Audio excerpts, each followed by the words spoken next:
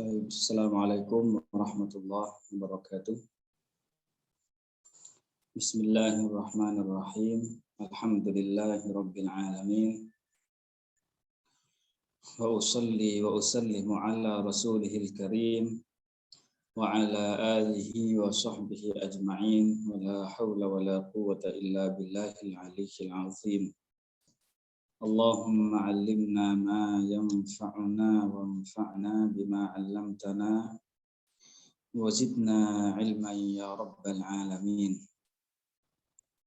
Alhamdulillah, kita bersyukur kepada Allah Subhanahu wa taala karena hingga saat ini kita diberikan taufik serta hidayah dari Allah Subhanahu wa taala sehingga kita bisa sama-sama melaksanakan ketaatan ini, ketaatan yang sangat penting sekali, yaitu mudzakarah ilmu agama. Sebagaimana yang dikatakan oleh Al-Imam An-Nawawi dalam kitabnya Al-Minhaj, beliau mengatakan al-ishtighalu bil ilmi, ya bahwasanya innal ishtighala bil ilmi, bahwasanya belajar ilmu aula ma unfiqat fihi nafaisul awqat adalah cara, ya, aula ma unfiqat fihi nafaisul awqat adalah cara yang terbaik, gitulah ya, untuk menggunakan waktu-waktu yang paling berharga. Insyaallah ta'ala pada kesempatan kali ini kita akan kembali melanjutkan pembahasan kitab kita Mursyidul Hair, ya, karangan salah satu guru kita Syekh Samir Al-Qadhi hafizahullah, syarah terhadap kitab atau risalah Al-Aqidah Al-Mursyidah, ya, karangan ataupun yang diberikan perhatian besar oleh Al-Imam Ibnu Asakir radhiyallahu anhu. Sebelum kita mulai mudzakarah pada kesempatan kali ini, marilah kita sama-sama mengikhlaskan niat karena Allah Subhanahu wa taala. Karena amalan baik seseorang tidak akan diterima oleh Allah Subhanahu wa taala jika tidak didasari dengan Subhanahu wa ta'ala. Ya, sebagaimana yang disabdakan oleh Rasulullah sallallahu alaihi wasallam, innallaha, sesungguhnya Allah taala, la yaqbalu minal amali, Allah taala tidak akan menerima sebuah amalan baik illa ma kana khalisan lahu, kecuali amalan yang dilakukan ikhlas karena Allah Subhanahu wa taala, wa btughiya bihi wajhuhu, dan dilakukan untuk mendapatkan ridha dari Allah Subhanahu wa taala. Baik, pertemuan sebelumnya, ya, kemarin kita sudah menjelaskan, tentang bahwa Allah taala pencipta segala sesuatu, ya. Jadi yang pertama dulu kita jelaskan bahwa Allah Maha Esa, tiada sekutu baginya, baik pada zat, sifat, dan perbuatannya. Dan kemarin, ya, kita menjelaskan bahwasanya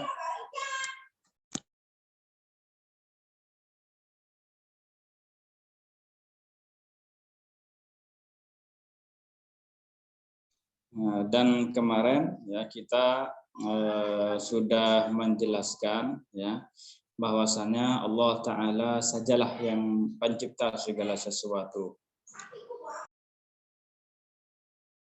Bentar ya.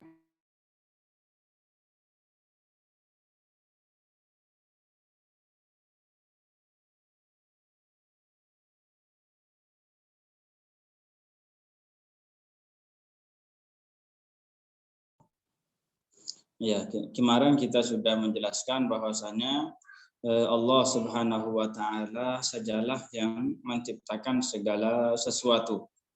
Ya, Allah taala yang menciptakan benda, dan Allah taala juga yang menciptakan sifat-sifat benda. ya, baik benda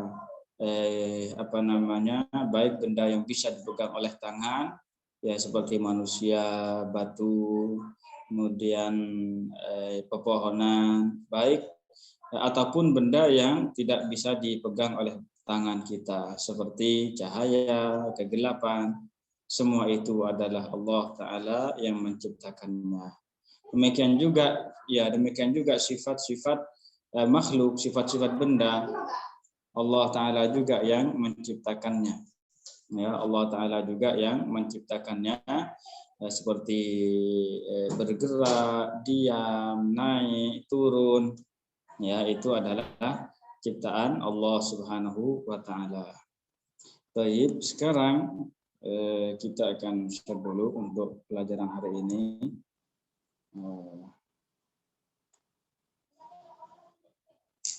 Bentar ya.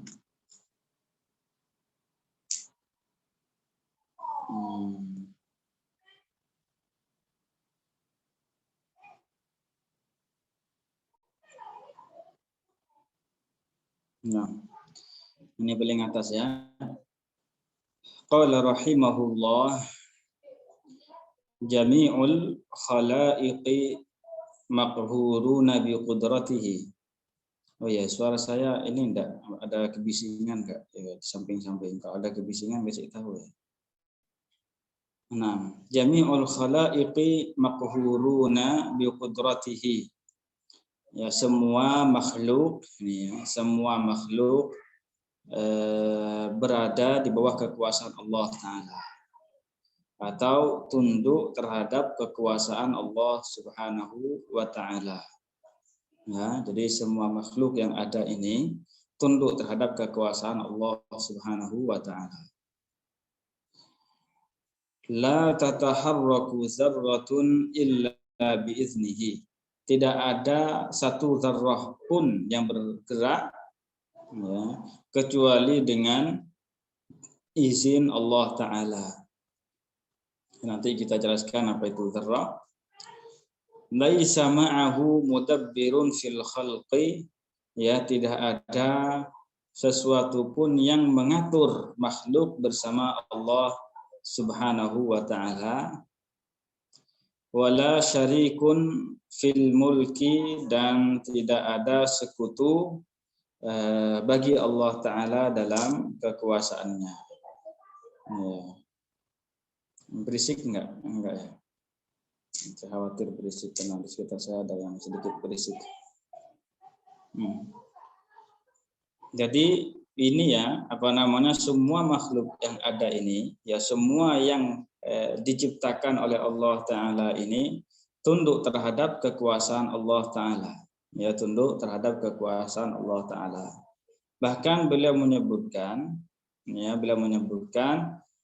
tidak ada satu zarrah pun, ya, tidak ada satu zarrah pun yang bergerak kecuali dengan seizin Allah Ta'ala. Ya, zarrah ini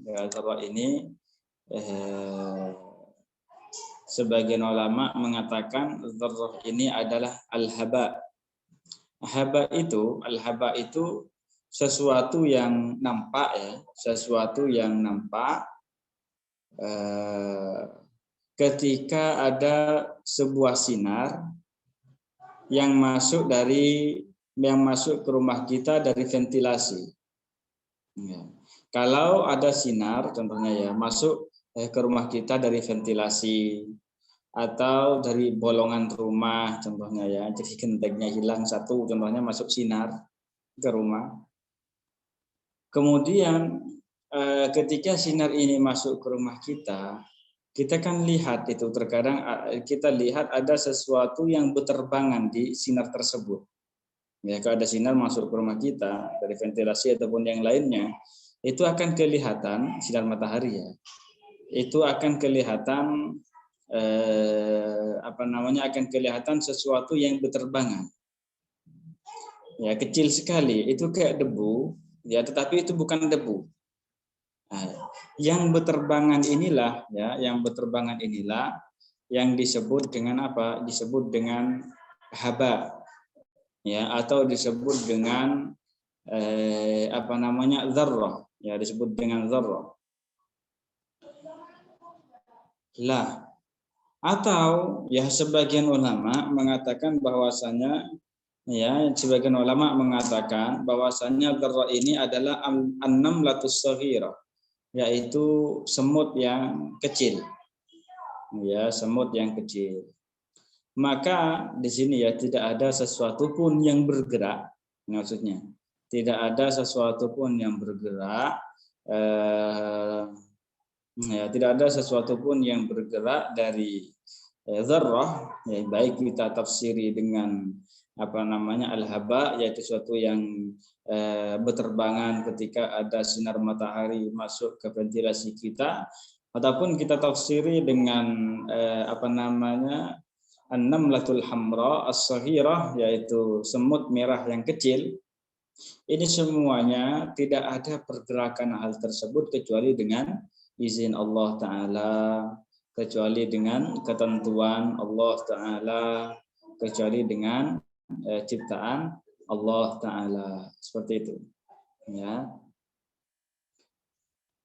Jadi kalau saya ini menggerakkan tangan saya, maka pergerakan tangan ini itu adalah ciptaan Allah Ta'ala. Seizin Allah Ta'ala.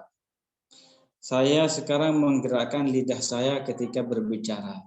Ini juga dengan seizin Allah Subhanahu wa Ta'ala. Sekarang saya menggerakkan mata saya contohnya untuk membuka mata saya untuk melihat kitab. Ya, maka ini bukaan mata saya ini, saya bisa membuka mata ini adalah dengan ciptaan Allah Subhanahu wa Ta'ala. Seandainya tidak ditentukan oleh Allah Ta'ala bagi kita, ya seandainya Allah Ta'ala tidak menghendaki saya pada saat ini membuka mata saya, niscaya saya tidak akan bisa membuka mata saya. Seandainya Allah Ta'ala tidak menghendaki saya ini bisa menggerakkan lidah saya pada kali ini, maka lidah ini tidak akan bisa bergerak sehingga bisa keluar huruf. Ya seandainya Allah Ta'ala tidak menghendaki kita berkumpul di Zoom pada saat ini, niscaya kita tidak akan bisa berkumpul ya di Zoom ini. Artinya apa? Semua yang terjadi ini adalah dengan ketentuan Allah, dengan ciptaan Allah, ya dengan ciptaan Allah wa Ta'ala, ya seperti itu. Wala syarikun fil mulki, dan tidak ada ya yang mengatur alam ini selain Allah Ta'ala. Ya, tidak ada yang mengatur secara hakiki terhadap alam ini ya kecuali Allah Subhanahu wa Ta'ala. Yang mengatur alam ini secara keseluruhan, itu tiada lain adalah Allah Subhanahu wa Ta'ala. Ya, kalau semuanya mengatur sebagian, ya mengatur hujan contohnya ya, atau mengatur pergerakan pergerakan awan ya yang membawa hujan contohnya. Nah ini ya mengatur sebagian hal ini bisa kita katakan menisbatkannya kepada para malaikat. Jadi para malaikat yang mengatur hujan, para malaikat yang mengatur awan contohnya. Nah, sebagian yang seperti ini kita bisa nisbatkan kepada para malaikat yang memang mengatur hal itu tugasnya. Nah, tetapi kalau secara keseluruhan itu adalah Allah Subhanahu wa Ta'ala yang mengaturnya. Kalau malaikat yang mengatur hujan contohnya, memang mereka mengatur hujan, tetapi itu dengan seizin Allah Ta'ala. Ya dengan perintah Allah Ta'ala, dengan kehendak Allah Ta'ala. Nah ini yang perlu kita pahami dengan betul ya agar tidak terjadi salah paham. Thayyib asy-syarhu, ya syarah penjelasan sekarang. Bentar ya.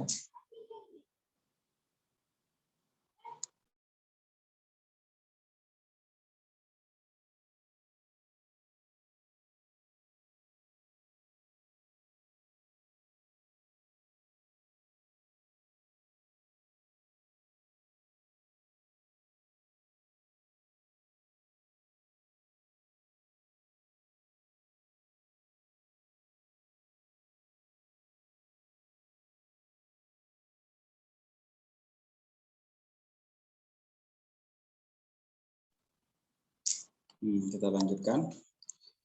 Asy-syarhu, ya syarahnya, annal 'arsyal ladzi huwa a'zamul ajrami hajman, bahwasanya arsy yang merupakan benda yang paling besar bentuknya, ya, benda yang paling besar bentuknya, maqhurun lillahi ta'ala, ya, tunduk terhadap Allah Subhanahu wa taala.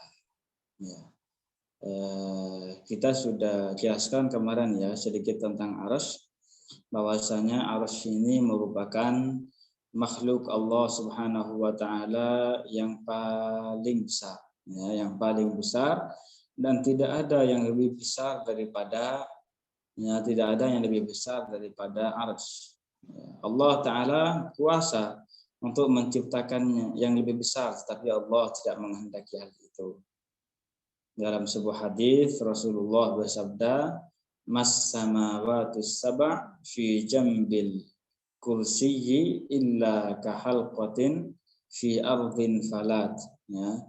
Tidaklah 7 lapis langit dan 7 lapis bumi dibandingkan dengan makhluk Allah Ta'ala yang namanya Al-Kursi, ya, kecuali 7 lapis langit ini, 7 lapis bumi ini bagaikan cincin yang dilemparkan di tanah yang luas. Ya, kursinya ini bagaikan tanah yang luas. Ya, wa fadlul 'arsy 'alal kursiyyi ka fadlil falati 'alal halqah, dan besarnya arsy, ya, dibandingkan dengan makhluk Allah taala yang namanya kursi ini bagaikan apa? Bagaikan besarnya padang pasir atau tanah padang luas, ya, dibandingkan dengan cincin. Ya, dibandingkan dengan cincinnya itu. Artinya arsy ini begitu besar, ya, sangat besar sekali. Kemudian Allahu, ini ya kita lanjutkan di kitabnya, Allahu huwallazi khalaqahu. Jadi Allah Subhanahu wa taala lah yang menciptakan arsy. Wa ja'alahu fi hadzal makanil murtafi'i jiddan, dan Allah Ta'ala yang menjadikan arsy ini berada di tempat yang sangat tinggi sekali. Jadi Allah Ta'ala yang menciptakan arsy, Allah Ta'ala yang menjadikan arsy ini berada di atas sana. Kita kan sebutkan kemarin bahwasanya 7 lapis langit, ya, yang kita lihat ini langit adalah langit pertama, di atasnya langit kedua, ketiga, terus ketujuh, di atasnya itu ada surga, di atasnya lagi ada arsy, ya, dan sebagiannya menjadi atap surga. Lah Allah Ta'ala yang menjadikan arsy ini di atas sana yang sangat tinggi sekali. Wa huwallazi yubqihi fi dzalikal mawdhi'i, dan Allah Subhanahu wa taala yang menetapkan arsy itu berada di sana. Ya, dan Allah Ta'ala yang menetapkan arsy berada di sana. Fala yakhirru 'alas samawati wal ardi, maka arsy ini tidak terjatuh tidak jatuh, ya, fala yakhirru ini tidak jatuh terhadap langit, dan juga tidak terjatuh terhadap bumi. Sehingga kalau ini terjatuh, ya, fayudammiruha tadmira, maka arsy ini akan menghancurkan langit, ya, menghancurkan langit dan bumi sehancur-hancurnya. Ya, artinya seandainya arsy ini, ya, seandainya arsy yang begitu besar, ya, bentuknya, kursi ini makhluk Allah yang namanya kursi saja tidak ada apa-apanya dibanding dengan arsy. Apalagi hanya sekedar 7 lapis langit dan 7 lapis bumi, ya, ada apa-apanya. Apalagi hanya cuma bumi satu, bumi pertama yang kita tempati ini, jelas tidak ada apa-apanya. Ya.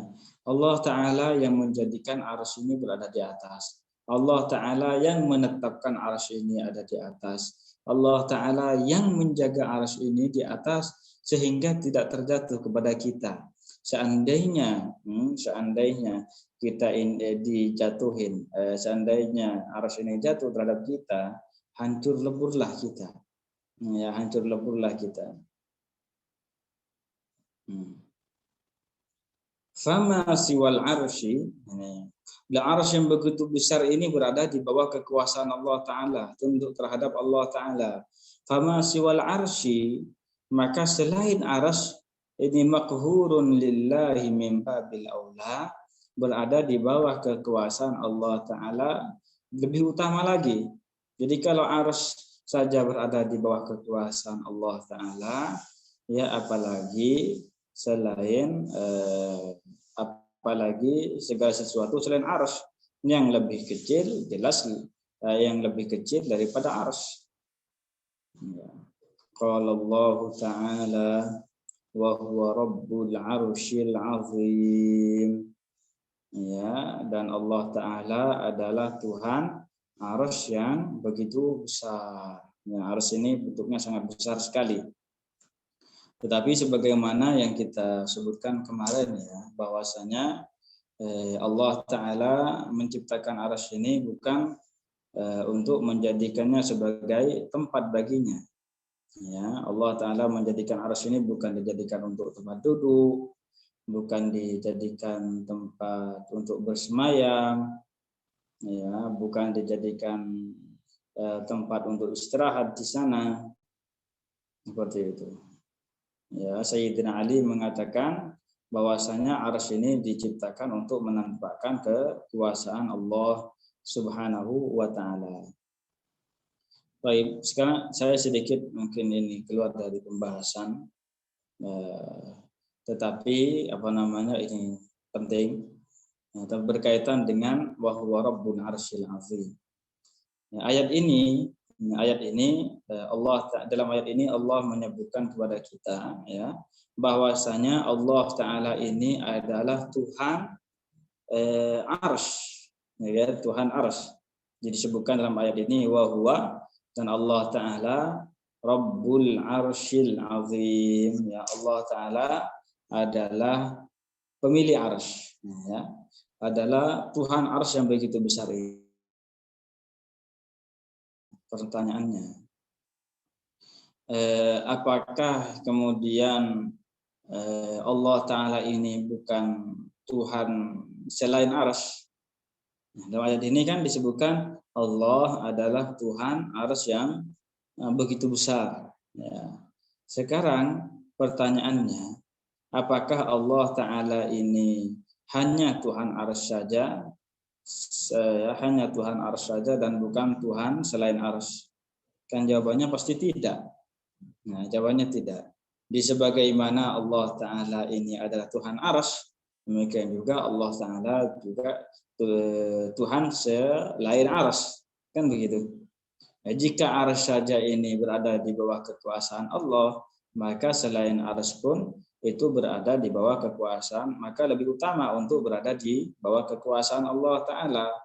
Ya, kan seperti itu. Demikian juga, ini yang ingin saya sampaikan. Demikian juga ketika kita membaca firman Allah Ta'ala, Ar-Rahmanu 'alal 'arsy istawa. Ya. Istawa di sini kita artikan apa? Sebagian ulama memaknai istawa ini dengan menguasai. Jadi Allah Ta'ala yang menguasai arsy. Begitu. Terkadang, ya bukan terkadang ya, sebagian kelompok di luar kita, mereka itu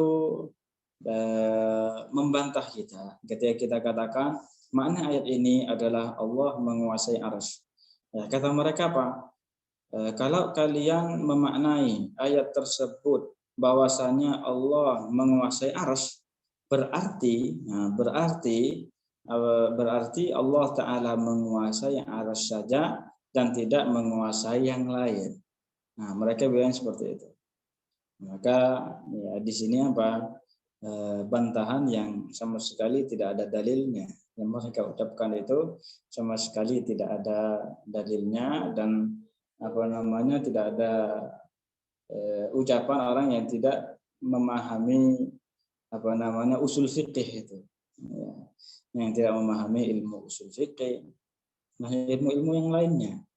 Justru makna ayat tersebut ya, ketika kita mengatakan Ar-Rahmanu 'alal 'arsy istawa, Allah Ta'ala menguasai arsy, ya, dan tidak bermakna, ayat ini tidak bermakna Allah duduk di arsy, bersemayam di arsy, ya, berada di atas langit, di langit dan semacamnya. Ya, tetapi ayat ini bermakna bahwasanya Allah Ta'ala ini menguasai arsy.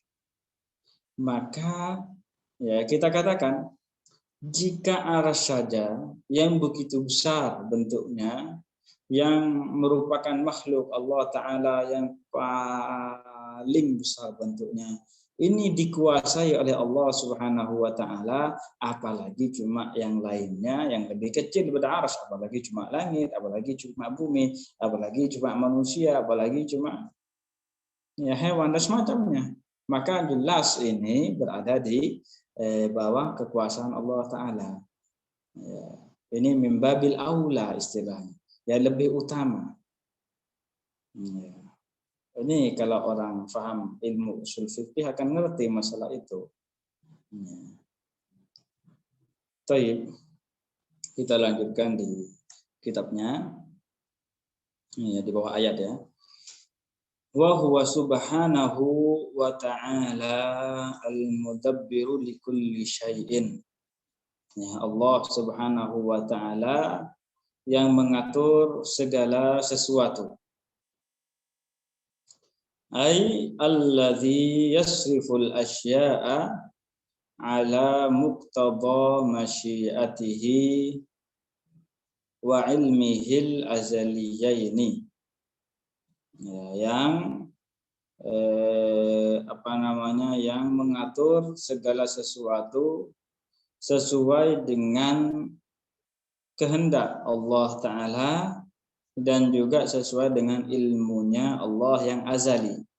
Ya, kehendak Allah ada tanpa permulaan, azali. Demikian juga ilmu Allah Ta'ala tanpa permulaan, yaitu azali. Nah, di sini artinya apa? Sesuatu yang diketahui oleh Allah Ta'ala untuk terjadi, maka sesuatu itu pasti terjadi, ya, pasti terjadi. Dan sesuatu yang diketahui oleh Allah Ta'ala tidak terjadi, pasti itu tidak akan terjadi.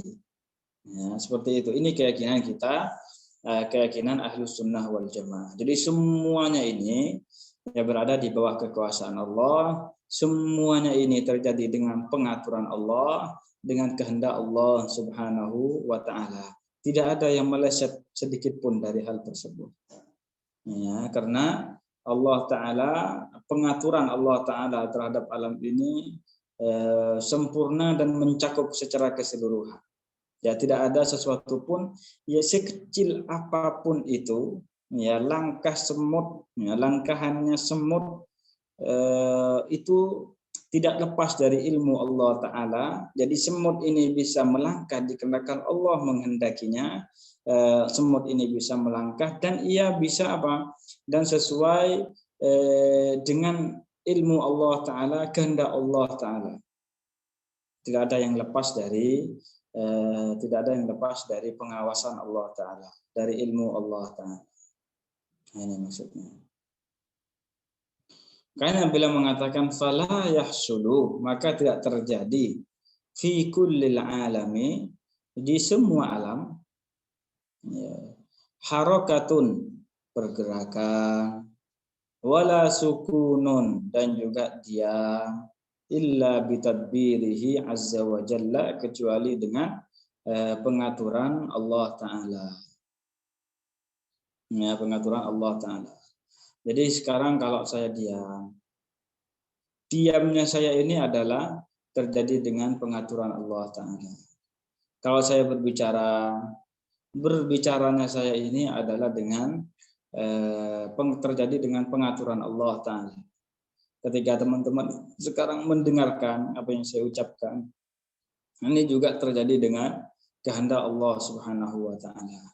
Tidak ada satupun dari dedaunan yang jatuh dari pohonnya kecuali dengan takdir Allah Ta'ala. Tidak ada satupun dari semutnya yang melangkahkan kakinya kecuali dengan pengaturan Allah Ta'ala. Tidak ada satupun pergerakan ikan di lautan kecuali itu terjadi dengan kehendak Allah Ta'ala. Ya, seperti itu. Sekedar mengingatkan kembali ya, jadi teman-teman yang mempunyai pertanyaan ataupun yang tidak difahami dari apa yang saya bicarakan, yang saya ucapkan, langsung dikirim di chat. Nanti insya Allah Ta'ala sebentar lagi di akhir pelajaran kita akan menjawab jika kita tahu. Cuma pertanyaannya seputar yang saya sampaikan, jangan kemana-mana. Ya, saya belum jadi Imam Syafi'i. Doakan saja semoga bisa sama-sama semakin tambah banyak ilmunya. Nah, kita lanjutkan kembali. Huwa ta'ala, ya, huwa ta'ala musarriful asya. Jadi Allah Ta'ala yang mengatur segala sesuatu. Wa musarriful qulub, dan Allah Ta'ala juga yang mengatur hati, yang membolak-balikkan hati. Kaifa yasha, seperti yang Allah Ta'ala kehendaki, sebagaimana yang Allah Ta'ala kehendaki. In sya'a azagha qalbal abdi, jika Allah Ta'ala berkehendak, maka Allah akan, jika Allah berkehendak untuk menyesatkan hati seorang hamba, azagha qalbal abdi, maka Allah Ta'ala akan menyesatkan hati seorang hamba. Wa in sya'a aqamahu, dan jika Allah Ta'ala menghendaki seorang hamba ini mendapatkan petunjuk, aqamahu, maka Allah Ta'ala akan meluruskan hati tersebut. Jadi kalau Allah menghendaki hati seseorang ini menjadi sesat, ya sudah, orang itu pasti sesat. Pasti sesat itu. Tidak bisa ketolong lagi sudah. Nah, kalau semuanya seorang hamba ini dikehendaki oleh Allah Ta'ala mendapatkan petunjuk, pasti orang ini akan mendapatkan petunjuk. Makanya kita ini selaku pengajar, harus kiai atau ustadz, enggak.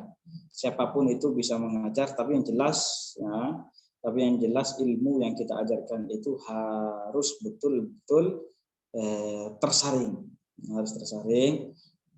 Jangan kemudian mengajarkan sesuatu yang kita tidak ketahui ataupun yang kita ragu-ragu. Di sini bukannya nanti dapat ilmu, bukannya dapat pahala dari Allah Ta'ala, justru mendapatkan laknat. Oleh karena itu, bagi kita yang sudah terjun di dunia mengajar, hendaklah kita berhati-hati dalam mengajar. Kalau kita yakin apa yang kita ucapkan ini kita mendengar dari guru yang kita bisa percaya, keilmuannya, kita ucapkan. Kalau tidak pernah mendengar ataupun ragu-ragu, ini dengar enggak permasalahan ini, maka di sini kita tutup mulut dan tidak usah komentar. Begitu. Karena ilmu ini amanah. Taib. Jadi di sini tugas kita ini apa? Hanya menyampaikan. Ya, kita menyampaikan kepada mereka. Ini tugasnya. Ini loh yang benar, ini yang salah, ini yang betul, ini yang bertentangan dengan syariat Islam. Ikuti jalan ini, jauhi jalan ini. Contohnya, ini tugas kita. Ya, tugas kita. Nah, sedangkan nanti masalah memberikan petunjuk di hati orang tersebut, ya, menciptakan petunjuk dalam hati orang tersebut, ini bukan tugas kita sudah. Ini sudah berada di luar kemampuan kita. Jadi ketika ada seseorang, tugas kita apa? Mengajarkan ilmu agama ini. Setelah itu, apakah orang itu akan mengikuti yang kita ucapkan atau tidak? Apakah dia akan mendapatkan petunjuk ataupun tidak? Ya, ini sudah bukan tugas kita. Ini adalah ciptaan Allah Subhanahu wa Ta'ala. Kalau Allah Ta'ala menghendaki orang tersebut mendapatkan petunjuk dengan ucapan kita, pasti orang itu akan mendapatkan petunjuk dengan ucapan kita. Tetapi kalau memang Allah Ta'ala menghendaki orang ini sesat, mau 1000 dalil pun kita sampaikan ke orang itu, ini tidak akan mampu membuka hatinya. 1.000.000 dalil pun kita masukkan ke telinganya, ini tidak akan masuk ke hatinya. Ya, kalau memang orang tersebut kehendaki sesat oleh Allah Ta'ala. Innama alaikal balagh. Ya, tugas Nabi Muhammad itu ya menyampaikan wahyu. Ya, tugas kita menyampaikan ajaran agama Islam. Setelah itu, apakah orang itu mendapatkan petunjuk atau tidak, kita serahkan kepada Allah Subhanahu wa Ta'ala.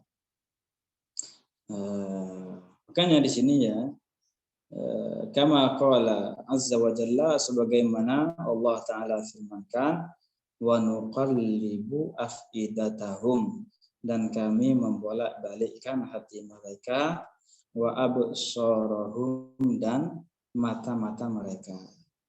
Wa kama qala an-nabiyyu sallallahu alaihi wasallam, dan sebagaimana yang disabdakan oleh Nabi Muhammad sallallahu alaihi wasallam, Allahumma musarrifal qulub, Allahumma musarrifal qulub, ya Allah, zat yang mengatur hati, ya, yang mengatur hati, yang membolak-balikkan hati. Sarrif qulubana ala ta'atik, aturlah hati kami untuk melakukan ketaatan kepadamu. Arahkan hati kami untuk selalu melakukan ketaatan kepadamu. Rawahu Muslimun wal Baihaqi. Hadis ini diriwayatkan oleh Imam Muslim dan Imam Al-Baihaqi. Ya, jangankan kita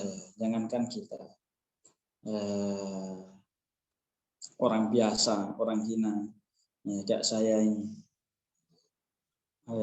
Nabi pun beliau ini tidak bisa menciptakan petunjuk pada hati seseorang. Ya. Buktinya apa? Buktinya beliau ini betapa gencarnya yang menyampaikan dakwah Islam pada waktu itu, tetapi tetap saja banyak orang yang orang-orang kafir Quraisy contohnya, ya, mereka tidak beriman, banyak dari mereka yang tidak beriman kepada Rasulullah. Mukjizat yang muncul dari beliau pun betapa banyak pada waktu itu yang Allah Ta'ala berikan kepadanya.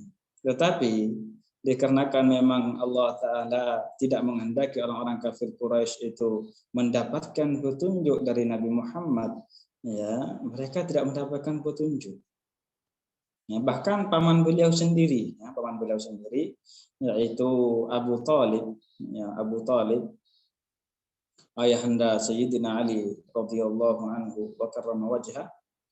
Ya, berapa kali Nabi Muhammad itu mengajak Abu Talib ini untuk mengucapkan 2 kalimat syahadat ketika sudah mau meninggal. Ya, Abu Talib meyakini kebenaran yang meyakini kebenaran yang disampaikan oleh Nabi Muhammad. Tetapi Abu Talib ini tidak mendapatkan hidayah dari Allah Subhanahu wa Ta'ala untuk mengucapkan 2 kalimat syahadat.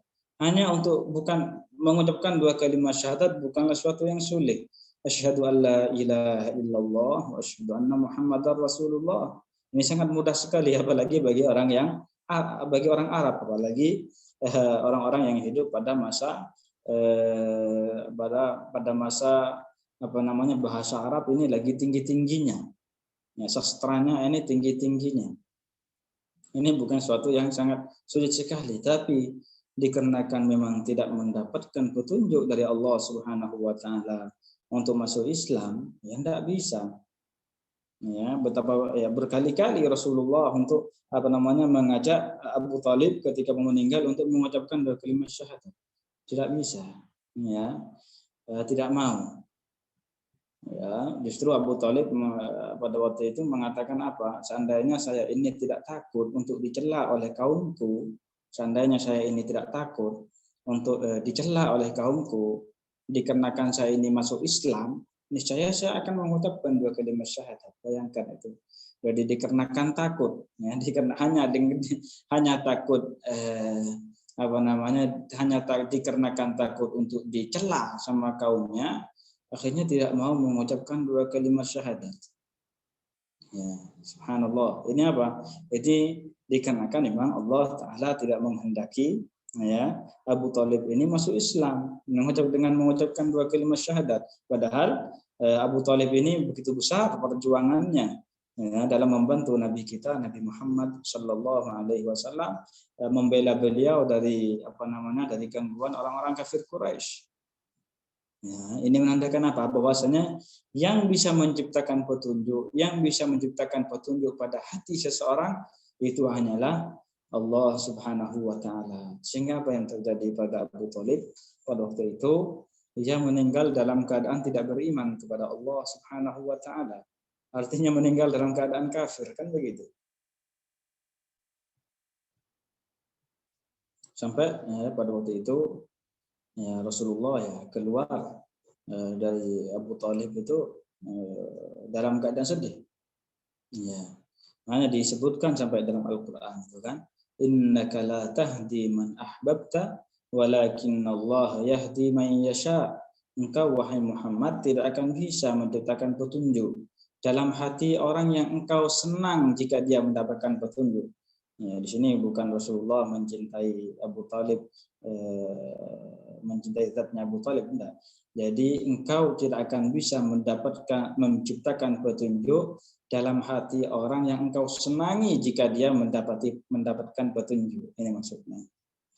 Walakinnallaha yahdi man yasha, tetapi Allah Ta'ala yang menciptakan petunjuk pada hati orang yang Allah Ta'ala kehendaki. Nah, sampai turun ayat ini. Bahkan pada waktu itu ya ketika Abu Thalib sudah meninggal, Sayyidina Ali datang kepada Rasulullah. Sayyidina Ali putra Abu Thalib datang kepada Rasulullah. Nah, bilangnya apa? Ya Rasulullah, wahai Rasulullah, inna ammaka syaikhad dhalla qad mata. Wahai Rasulullah, ini perkataan Sayyidina Ali. Sayyidina Ali putranya Abu Thalib sendiri yang mengatakan, wahai Rasulullah, sesungguhnya pamanmu yang sesat itu sudah meninggal. Nah, pamanmu yang sesat itu sudah meninggal. Bahkan dalam riwayat yang lain, Sayyidina Ali ini mengatakan kepada Rasulullah, inna ammaka syaikhal kafira qad mata, sesungguhnya pamanmu yang kafir itu telah meninggal. Pamanmu yang kafir ini telah meninggal. Akhirnya Rasulullah mengatakan apa pada waktu itu? Idhab fawarih. Ya sudah, pergi sana, kuburkan. Ya, pergi sana dan kuburkan. Jadi kisah ini menunjukkan kepada kita ya bahwasanya kita ini tugas kita hanya menyampaikan dan tidak bisa menciptakan petunjuk di hati seseorang. Artinya yang menciptakan petunjuk pada hati seseorang hanyalah Allah Subhanahu wa taala saja. Sedangkan kita hanya berusaha. Jadi kita memang tidak bisa menciptakan petunjuk, tetapi tetap kita berusaha sebisa mungkin untuk menyebarkan dakwah Islam, menyebarkan ajaran yang betul. Barangkali dengan yang kita lakukan ini, jadi dengan harapan dengan apa yang kita lakukan ini orang-orang bisa mendapatkan petunjuk, dan ini sangat besar sekali pahalanya bagi kita jika kita mengikhlaskan niat karena Allah Subhanahu wa taala. Ya. Jadi tidak seperti yang dikatakan oleh sebagian golongan. Katanya sebagian ada yang mengatakan begini. Petunjuk mendapatkan petunjuk ataupun menjadi sesat itu bukan takdir Allah Ta'ala, bukan Allah yang menciptakan petunjuk dan kesesatan seseorang dalam hatinya, tetapi orang itu sendiri yang memang ingin mendapatkan petunjuk, yang menciptakan petunjuk dalam dirinya, yang menciptakan kesesatan dalam dirinya. Ini pernyataan tidak benar. Ya, ini dikatakan sebelumnya oleh orang-orang Mu'tazilah, ya. Orang-orang Mu'tazilah yang kemudian sekarang ini diikuti oleh sebagian kelompok. Ya, insyaallah taala di lain kesempatan kita sebutkan kelompok siapakah itu. Baik, mungkin sampai di sini dulu. Nanti saya lihat pertanyaan teman-teman. Bentar ya.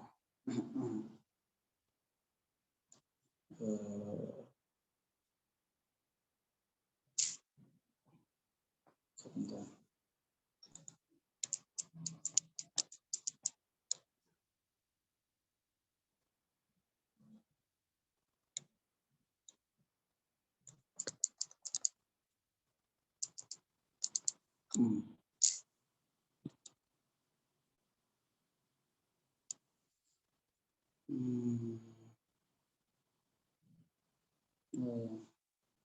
Mana ayat? Mustafid ini mana ayat yang mana Mustafid? Oh, itu di bawah ya. Faman syaa'a falyu'min wa man syaa'a falyakfur. Ya, ayat ini maknanya barang siapa ayat ini maknanya adalah ancaman ya. Jadi kalau letter letternya memang begini, kalau kita terjemah letter let itu barang siapa yang menghendaki iman maka hendaknya beriman, tidak menghendaki kafir ya silakan kafir. Ini letter let begitu, tetapi ini para ulama tafsir ya, kalau kita memahami sebuah ayat Al-Qur'an kita tidak cukup ya dengan terjemahan, tetapi kita lihat ulama tafsir. Nah, dalam para ulama tafsir mengatakan apa? Ayat ini adalah ancaman. Wa man syaa'a falyakfur, barang siapa yang menghendaki kafir silahkan kafir. Maksudnya ancaman di sini. Bukan Allah Ta'ala menyuruh seseorang untuk kafir. Ataupun bukan juga bermakna bahwa Allah Ta'ala ini nyuruh memberikan pilihan. Ini kalau yang mau beriman ya silahkan beriman, yang mau kafir ya silahkan kafir, pilih yang mana mau. Kayak pasar silahkan pilih. Tidak seperti itu. Tapi ini ancaman. Ya kalau kita ini ya, ini dalam bahasa kita juga sering kita pakai terkadang ya kan. Kalau kita melarang anak, ya kita punya anak-anak kita larang jangan main ini, nanti jangan naik pohon nanti jatuh. Sudah jangan naik pohon nanti jatuh kamu, nanti sakit kalau jatuh. Setelah itu masih aja begitu kan mau naik begitu kan. Padahal kita sudah larang. Akhirnya kita bilang apa coba? Ya sudah naik kamu sana. Ya, naik pohon kamu. Jatuh baru tahu rasa kamu. Nah, ini memang kita bilang naik sama kamu, perintah itu. Kayak perintah gitu, bentuknya kayak perintah. Tetapi pada hakikatnya itu bukan perintah, itu larangan itu. Ya, jangan naik kamu. Itu ancaman. Naik kamu sana. Jatuh baru tahu rasa kamu. Nah, gitu kan. Ini ancaman sebenarnya, bukan perintah untuk naik beneran. Nah, dalam ayat ini sama. Ini ancaman terhadap mereka bagi orang-orang yang kafir.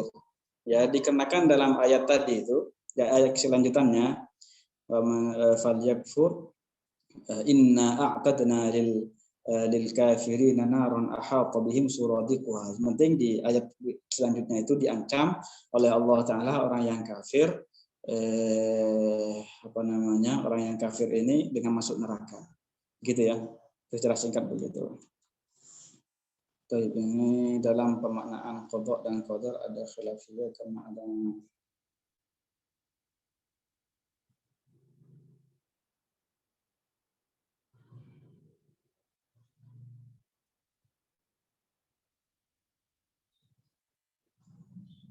contoh.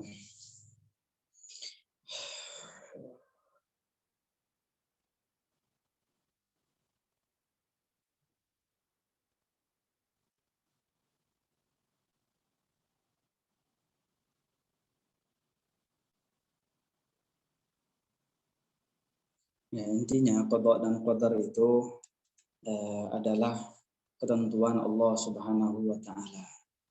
Ya. Al-qadar itu maksudnya adalah tadbirullah lil asya. Itu adalah mengaturnya Allah taala terhadap segala sesuatu. Ini al-qadar. Ulama tauhid mengatakan al-qadar itu adalah tadbirullah lil asya, yaitu mengaturnya Allah taala terhadap segala sesuatu ya sesuai dengan ilmu Allah taala, sesuai dengan kehendak Allah taala yang azali. Ini definisi al-qadar.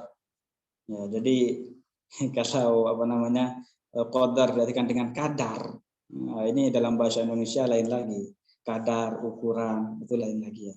Jadi tidak ada sesuatu yang keluar dari kehendak Allah Ta'ala, dari qadar Allah Ta'ala, qada Allah Ta'ala. Cuma memang kalau dari segi definisi, ya dari segi definisi ada sedikit perbedaan yang saya tidak mau menyebutkannya saat ini. Ya.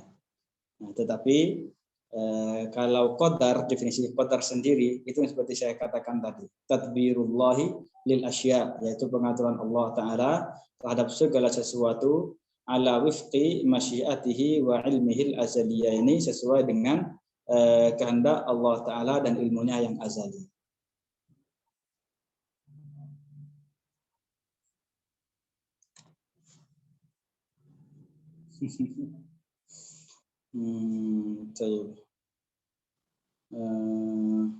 Alladzi yasriful asya'a ala muqtada, alladzi yang, ini yang ya, yasriful asya'a mengatur segala sesuatu, mengatur segala sesuatu ala muqtada sesuai dengan ini masyiatihi, ketentuan Allah Ta'ala. Jadi Allah Ta'ala yang mengatur segala sesuatu sesuai dengan kehendak Allah Ta'ala. Diulang tentang alladzi yubqihi wa huwa alladzi yubqihi, artinya Allah Subhanahu wa Ta'ala yang, wa huwa dan Allah Ta'ala ini ya, alladzi yang, yubqihi yang menetapkannya di arah atas. Sebentar, saya buka kitabnya.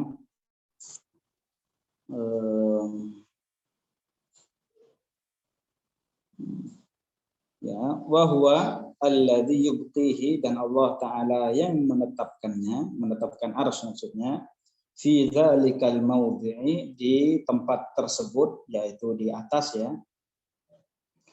Fala yakhirru, maka arsy itu tidak jatuh, fala yakhirru, maka arsy tidak jatuh, ala samawati, terhadap langit, wal ardi, dan bumi, fayudammiruha, sehingga ia akan menghancurkannya, menghancurkan langit dan bumi, tadmiron, dengan benar-benar hancur. Itu maknanya. Jadi Allah Ta'ala yang menetapkan arsy berada di atas, sehingga arsy ini tidak, kemudian sehingga menghancurkan kita semua. Baik, ini hidayah dicari atau ditunggu?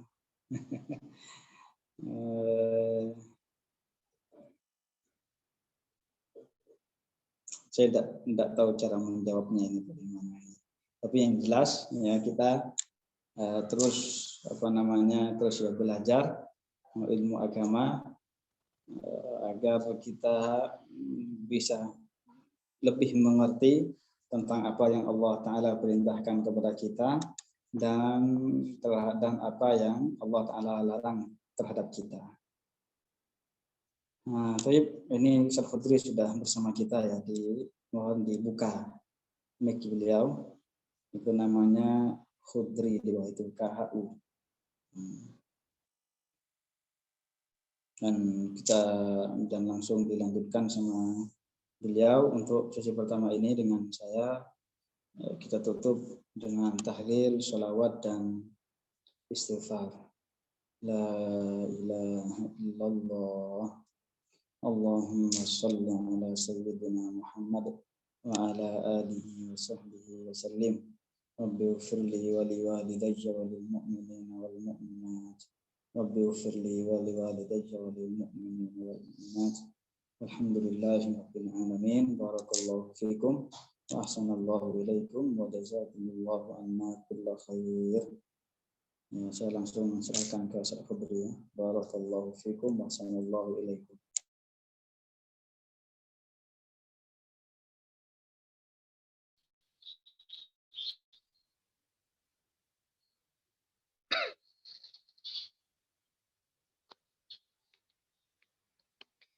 Assalamualaikum warahmatullahi wabarakatuh.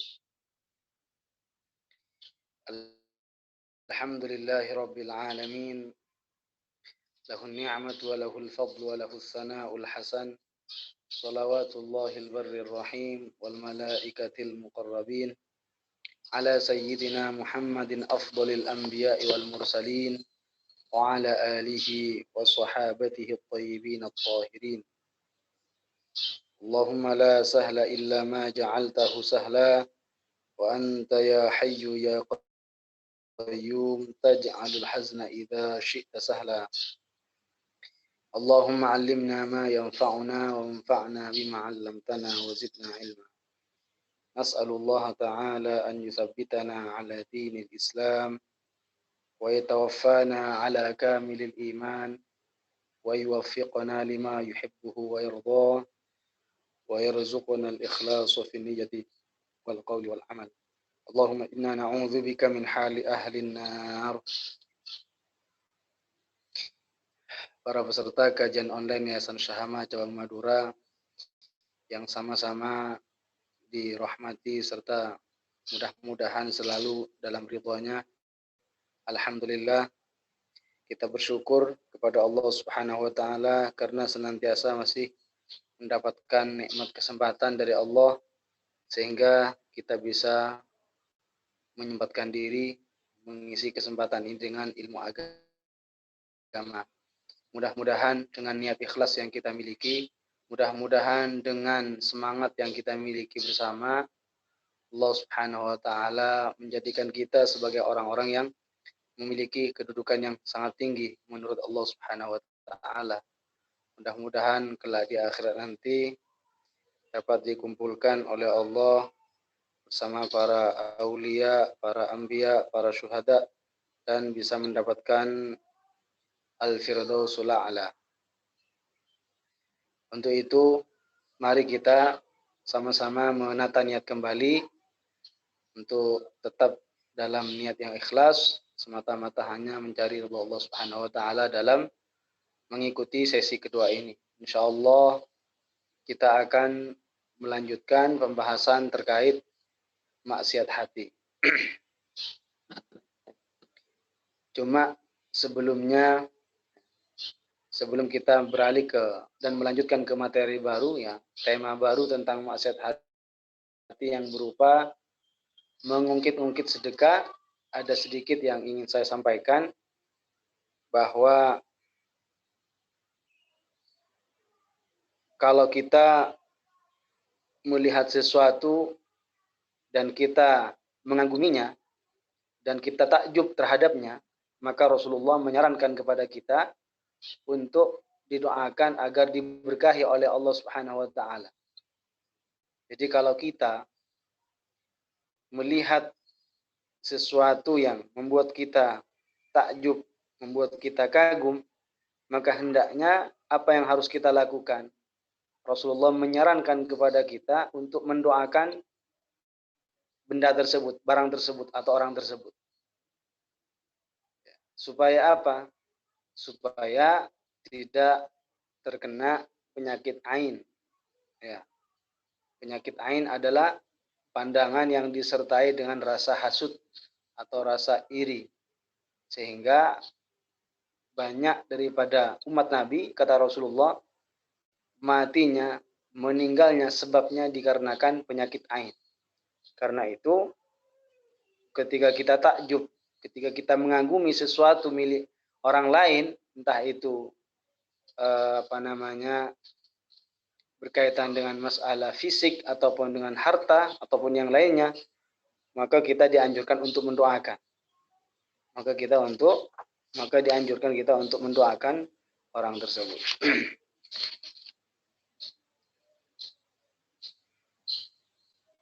Dan hendaknya kita senantiasa juga membiasakan diri dengan bacaan tahsin, ya, wiridan, ya, wiridan yang biasa dibaca agar melindungi kita, menjaga kita daripada orang-orang yang hasud kepada kita, orang-orang yang iri kepada kita, daripada gangguan jin. Ya.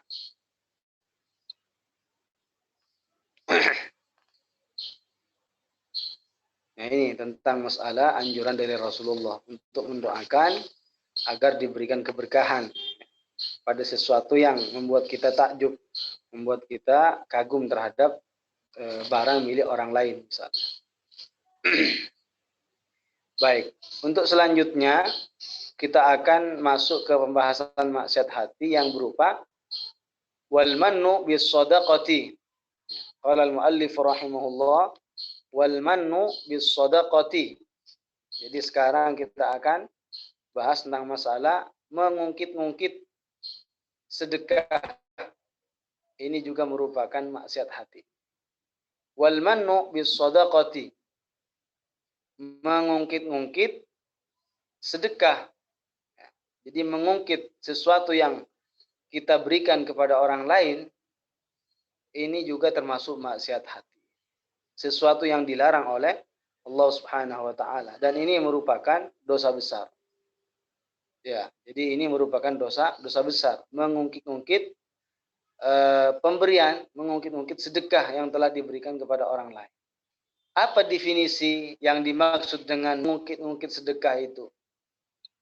Yaitu ketika seseorang mengungkit-ungkit pemberiannya terhadap penerima nikmat tersebut. Ya. Jadi maksud daripada mengungkit sedekah adalah dengan mengungkit-ungkit pemberiannya kepada atau terhadap orang yang menerima nikmat tersebut, terhadap penerimanya. Sehingga apa? Tujuannya untuk menyakiti hatinya, untuk melukai perasaannya. Nah, ini termasuk sesuatu yang dilarang. Ini menyakiti hati orang lain.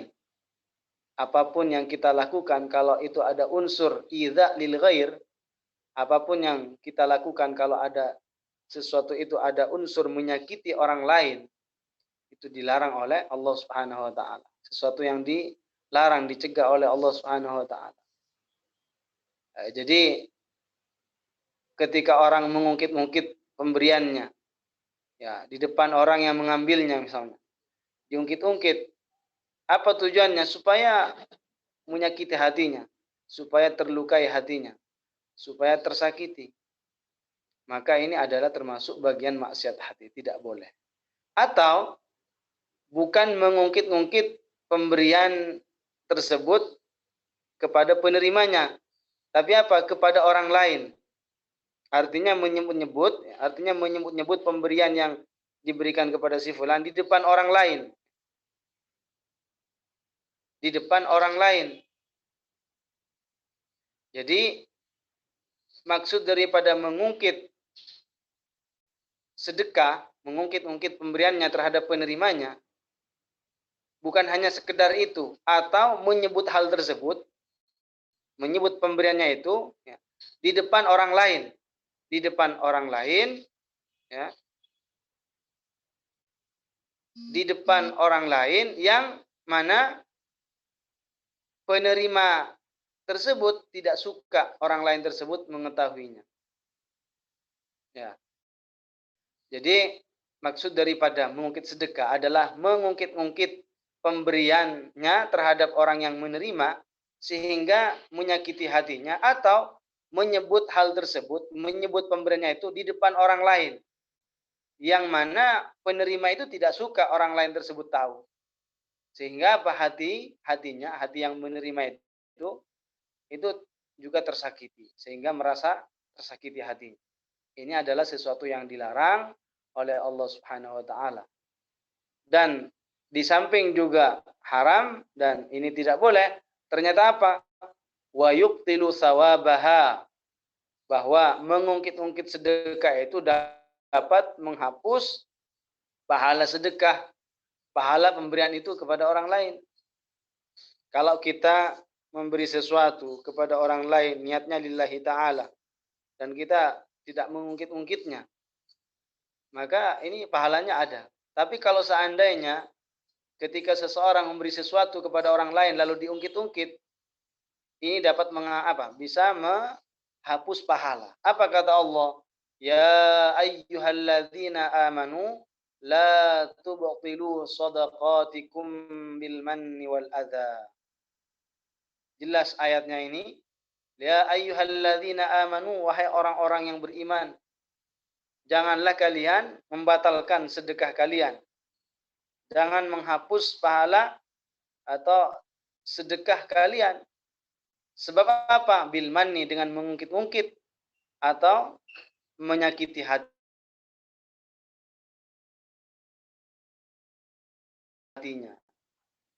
Karena itu, sudah biarkan apa yang telah kita berikan kepada orang lain itu, niatkan hanya lillahi ta'ala. Ya. Walaupun seandainya ketika kita memberikan sesuatu kepada orang lain, lalu tidak membalasnya dengan hal yang serupa kepada kita, maka kita tidak mendapatkan bahayanya. Ya. Kita tidak mendapatkan bahayanya. Kita diperintahkan oleh Allah Subhanahu wa taala untuk berbuat baik, baik dengan orang yang kita mengenal kebaikannya ataupun kepada orang yang kita belum mengenal kebaikannya. Bahkan kalau kita berbuat baik kepada orang yang tidak pernah berbuat baik kepada kita, itu pahalanya lebih besar daripada kita berbuat baik dengan orang lain yang kita sudah mengenali kebaikannya. Kalau kita berbuat baik dengan orang yang sudah berbuat baik dengan kita, itu hal biasa. Ya kan? Kalau kita berbuat baik dengan orang yang sudah kita mengenali kebaikannya, itu hal biasa. Ada orang berbuat baik kepada kita, kita apa? Kita balas dengan kebaikan. Tapi ketika seseorang berbuat baik kepada orang yang justru menzaliminya, menghinanya, tidak pernah tetap berbuat baik kepada orang tersebut, maka ini adalah sungguh luar biasa. Kenapa? Karena kalau berbuat baik kepada orang yang tidak dikenal kebaikannya, ini ada unsur apa? Memerangi hawa nafsu. Ada istilah melawan hawa nafsu. Karena nafsu akan mengatakan, ngapain berbuat baik kepada orang yang belum mengenal, belum berbuat baik kepadamu. Untuk apa kamu berbuat baik? Kata nafsu. Nafsu akan berbicara. Kenapa kamu berbuat baik kepada si fulan? Fulan itu tidak pernah berbuat baik kepadamu. Tidak pernah berbuat baik, tidak pernah ngasih apa-apa. Dan nafsu akan mengatakan semacam itu. Dan ini jarang sekali yang melakukan. Ya. Yang kedua ini jarang sekali yang melakukan. Yang paling banyak mungkin apa? Ketika orang itu akan berbuat baik, kalau juga apa? Ada orang lain berbuat baik kepadanya. Oleh karenanya, hendaknya kita berusaha terus mencari ridha Allah Subhanahu wa taala, karena ketika kita berbuat baik kepada orang, walaupun orang lain itu tidak berbuat baik kepada kita, kita sama sekali tidak terkena bahayanya. Kebaikan yang kita tanam, ya kita pula lah yang akan memaninnya. Ya, kalau kita melakukan kebaikan, maka kita pula yang akan memetik hasilnya, bukan orang lain. Ya. Oleh karenanya, kalau kita memberi sesuatu kepada orang lain, sudah tidak perlu kita ungkit-ungkit. Karena ternyata kalau mengungkit apa yang kita berikan itu bisa mengantarkan kita kepada maksiat dan bisa menghapus pahala daripada pemberian yang kita berikan kepada orang lain. Apa contoh mengungkit-ungkit ya sedekah yang diterima oleh orang lain itu? Contohnya, ka'an yaqula liman tasaddaqa alaihi. Ka'an yaqula, seperti ada orang berkata. Ya. Orang yang bersedekah maksudnya. Liman tasaddaqa alaihi, terhadap orang yang menerima sedekah. Ya. Seperti ada orang yang berkata, seperti orang yang bersedekah itu berkata kepada orang yang menerimanya. Bilang apa? Alam u'tika kadza yauma kadza wa kadza. Bukankah telah aku beri kamu harta ini dan harta itu pada hari ini dan harta itu tatkala engkau membutuhkan? Apa tujuannya mengatakan semacam itu? Untuk menyakiti hatinya. Diungkit-ungkit. Misalkan ada masalah, ya. Misalkan ada orang ngasih sesuatu kepada orang lain. Nah, yang menerima sedekah itu berbuat sesuatu yang tidak disukai oleh si pemberi, ya, melakukan sesuatu atau melakukannya dengan sikap yang tidak baik, ya, karena sudah merasa berjasa mengasih sesuatu, Akhirnya bilang apa? Akhirnya mengatakan, kamu kok seperti ini? Bukankah aku telah beri kamu harta? Bukankah aku telah memberimu sedekah pada hari ini, pada hari itu, ketika kamu membutuhkan? Apa tujuan dia bilang seperti itu? Untuk melukai perasaannya, untuk menyakiti hatinya. Semacam perkataan semacam ini yang ada unsur idza lil ghair, ada unsur menyakiti hati orang lain, ini adalah sesuatu yang dilarang dalam agama. Ya. Jadi kalau kita memperlakukan orang lain, bermuamalat dengan orang lain, ya, maka kita harus memperlakukannya dengan sikap yang baik, dengan sikap yang lembut, dengan akhlak yang mulia, dengan sifat-sifat yang dimana Rasulullah menghiasi dirinya dengan akhlak tersebut. Ya, ada sebagian orang yang agak terlalu sombong ketika dibilang Rasulullah itu tidak pemarah, Rasulullah itu orangnya penyabar, Rasulullah itu akhlaknya baik. Apa katanya? Ya, saya bukan nabi. Saya bukan nabi. Ya, jadi seharusnya apa? Seharusnya kita apa? Kalau diingatin, kita bersyukur dan berterima kasih. Kalau kita tidak meneladani Rasulullah, kalau kita tidak mencontoh Rasulullah, lalu kita siapa yang akan kita contoh? Ya. Rasulullah itu akhlaknya begitu mulia. Rasulullah akhlaknya adalah Al-Quran. Ketika Sayyidatu Aisyah radhiyallahu taala anha ditanya mengenai akhlak Rasulullah, maka apa kata Sayyidatu Aisyah? Kana khuluquhul Quran. Kana khuluquhul Quran. Rasulullah itu akhlaknya Al-Quran. Artinya apa? Artinya setiap akhlak baik yang tercantum dalam Al-Quran, Rasulullah menghiasi dirinya dengan akhlak tersebut.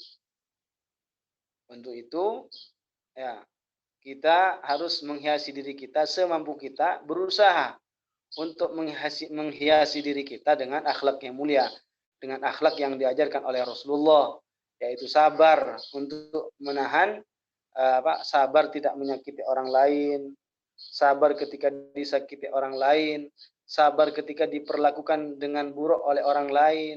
Ya. Ya, jadi termasuk maksiat hati adalah mengungkit-ungkit sedekah.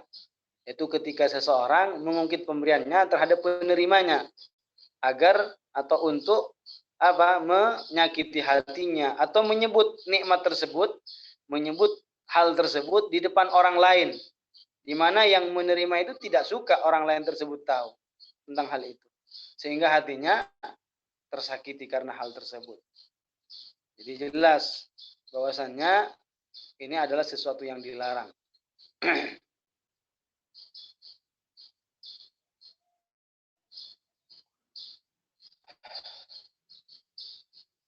Kenapa maksiat mengungkit-ungkit sedekah ini dikatakan termasuk maksiat hati?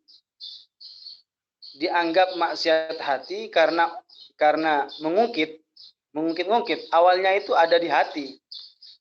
Orang yang mengungkit-ungkit itu bermaksud untuk menyakiti orang lain, sehingga apa? Muncul dari lisannya kata-kata menyebutkan, bukankah telah kami berimu nikmat ini dan nikmat itu, bukankah telah aku beri kamu harta ini harta itu, sehingga muncullah perbuatan secara badan, yaitu apa? Menyebut dengan lisannya. Ketika ada orang berkeinginan untuk menyakiti, awalnya kan di dalam hati ada keinginan untuk menyakiti orang lain, itu kan adalah isi hati. Lalu ketika diungkapkan dengan lisan, yaitu menyebut tentang nikmat atau pemberian yang diterima oleh orang lain, itu apa? Itu berarti sudah dianggap terjatuh ke dalam perbuatan maksiat hati. Ya, jadi sudah apa yang kita berikan kepada orang lain tidak perlu kita ungkit. Kita ikhlaskan karena Allah Subhanahu wa taala. Ya, apapun, bukan hanya sesuatu. Ya, yang dimaksud dengan mengungkit-ungkit pemberian ini bukan hanya sekedar kalau kita memberi sesuatu. Walaupun seandainya ada pernah minta tolong, lalu ditolong, minta pertolongan, minta bantuan, kemudian dibantu mengerjakan sesuatu, dibantu. Ya. Lalu pada suatu hari terjadi permasalahan, terjadi hal yang tidak diinginkan. Lalu karena yang membantu itu merasa berbuat baik, dia bilang, "Ala muhsin ilaika? Bukankah aku telah berbuat baik kepada kamu?" Ya. Nah, ini juga apa? Tujuannya untuk menyakiti hati orang lain tersebut. Ya. Untuk menyakiti hati orang lain tersebut. Jadi tidak boleh.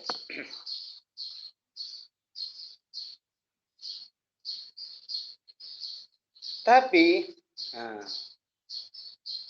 tapi kalau seandainya ketika dia bilang,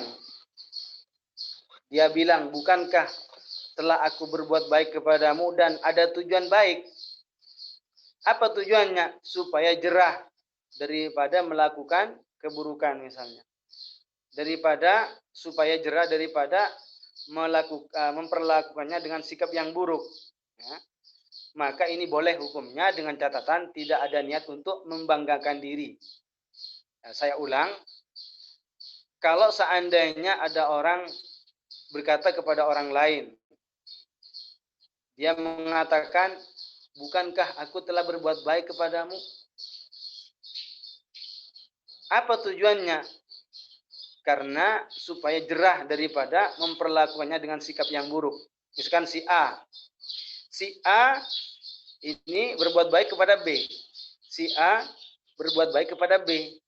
Lalu B memperlakukan A dengan sikap yang tidak baik. Intinya berbuat buruklah dengan A. Lalu apa? Lalu A bilang kepada B, bukankah aku telah berbuat baik kepadamu? Apa tujuannya? Supaya berhenti. Ya, supaya berhenti daripada melakukan sesuatu yang buruk. Supaya berhenti daripada memperlakukan si A dengan sikap yang tidak baik. Tujuannya itu. Bukan tujuannya untuk membanggakan diri. Bukan merasa saya sudah berbuat baik kepada kamu. Bukan. Tapi tujuannya untuk berhenti si B itu daripada melakukan keburukan. Maka kalau hal yang seperti ini, kalau niatnya semacam ini tidak dilarang. Ini hukumnya boleh. Jadi bukan tujuannya untuk sombong. Bukan merasa karena dia telah berbuat baik, akhirnya mengatakan seperti itu untuk menyombongkan diri. Bukan. Tapi tujuannya untuk berhenti daripada melakukan keburukan. Melakukan hal yang dilarang oleh Allah Subhanahu wa ta'ala. Nah, ini tentang masalah maksiat hati yang berupa mengungkit sedekah. Nah, kemudian berbicara masalah sedekah.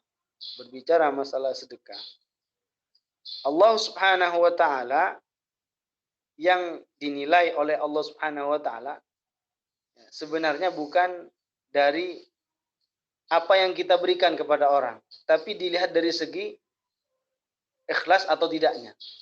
Makanya dalam sebuah hadis bisa dikatakan 1 dirham bisa mengalahkan ribuan dirham. Kenapa? Mungkin saja ada orang yang ketika memberi sesuatu kepada orang lain, niatnya bukan karena lillahi ta'ala. Dan ada yang memberikan sesuatu kepada orang lain, niatnya lillahi ta'ala. Maka pemberian yang nilainya sedikit ini bisa mengalahkan yang banyak.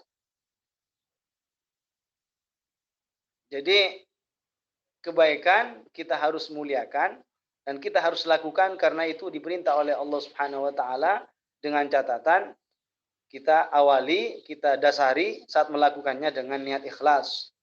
Jangan pernah meremehkan, jangan pernah menganggap kecil perbuatan baik yang kita lakukan. Walaupun hanya seteguk air, walaupun hanya dengan separuh kurma. Bisa saja dengan itu Allah akan menghapus dan melebur dosanya. Ittaqun nara walau bisyiqqi tamra. Kata Rasulullah, jagalah diri kalian dari neraka, dari siksa neraka, walaupun hanya bersedekah dengan separuh, bukan satu, separuh kurma. Bukankah telah kita pernah mendengar tentang kisah seorang perempuan, di mana perempuan itu adalah perempuan pezina atau pelacur, ya, melakukan zina, melakukan maksiat besar. Zina adalah termasuk salah satu 7 dosa yang membinasakan. Apa kata Rasulullah?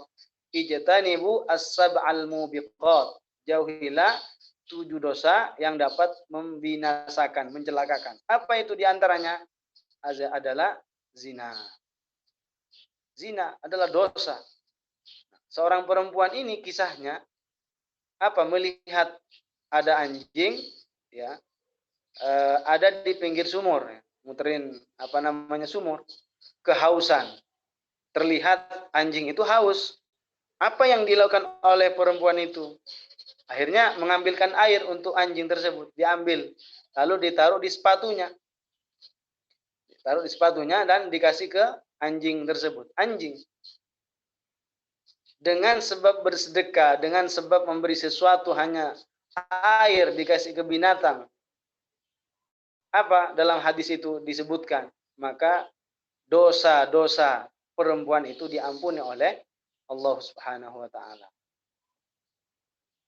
Kita diperintah untuk berbuat baik oleh Allah Subhanahu wa taala, tapi kita tidak tahu kebaikan yang manakah yang dapat melubur dosa, kebaikan yang manakah dapat mengangkat kedudukan kita lebih tinggi menurut Allah Subhanahu wa taala. Kita tidak tahu. Kita hanya diperintah untuk berbuat baik. Apa kata Allah? Fastabiqul khairat. Berlomba-lombalah kalian dalam kebaikan.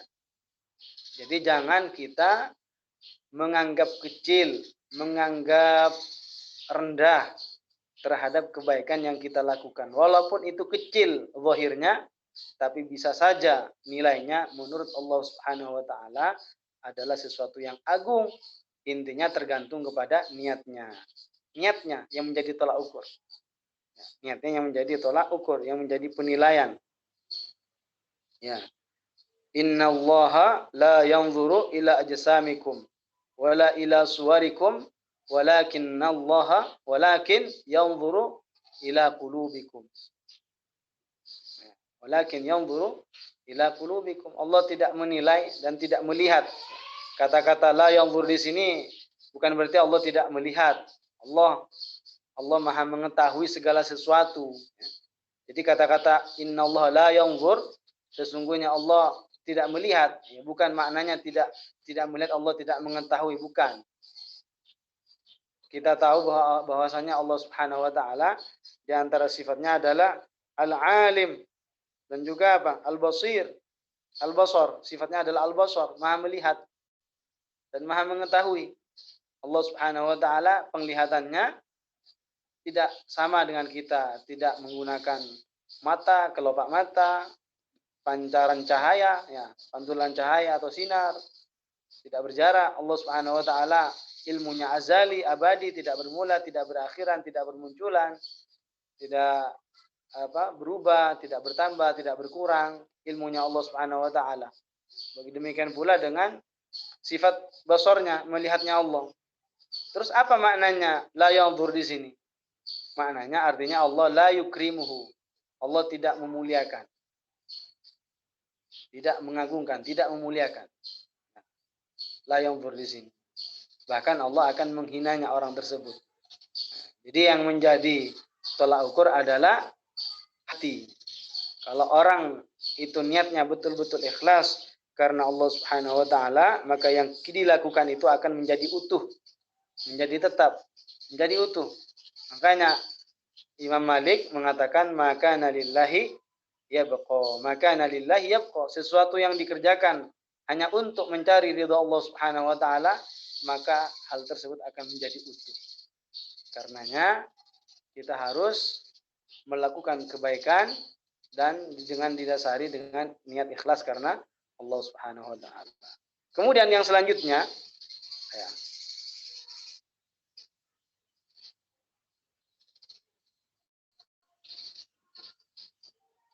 Kemudian yang selanjutnya adalah maksiat hati selanjutnya berupa wal israru 'ala dzambi. Wal israru 'ala dzambi.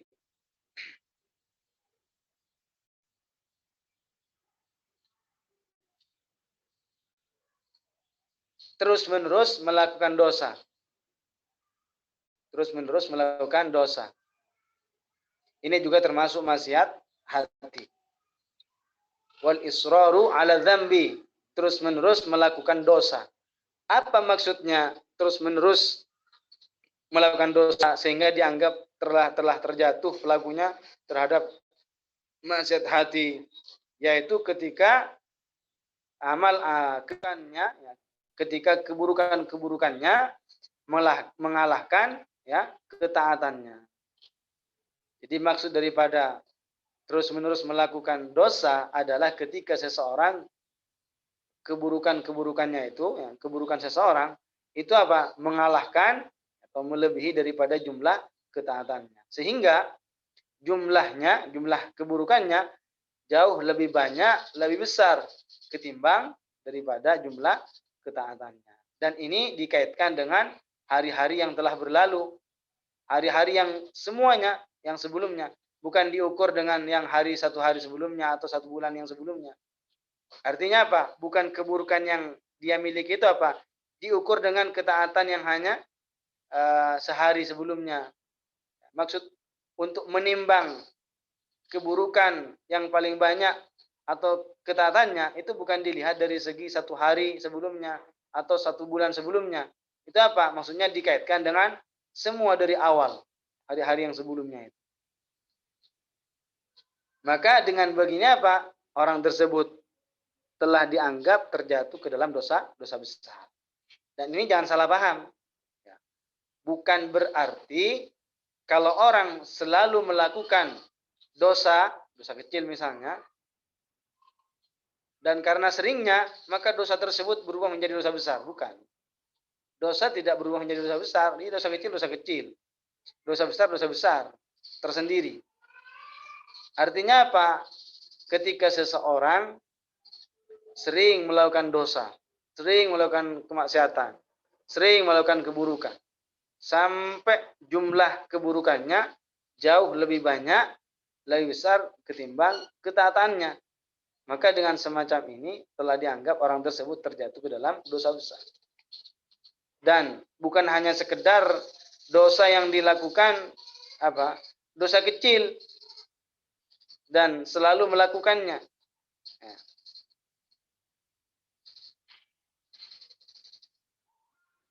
Jadi selama tidak mengalahkan dosanya terhadap ketaatannya, misalnya ada orang terus melakukan dosa kecil, sering melakukan dosa kecil, secara terus-menerus.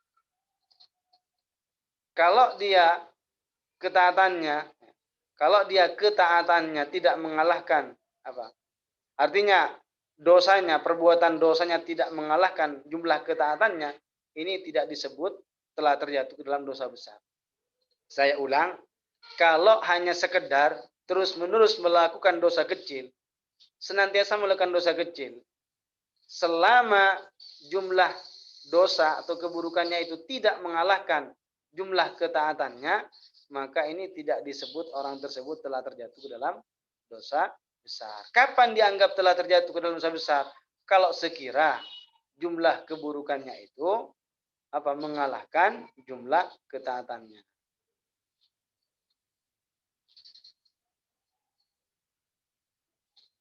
Ya, jadi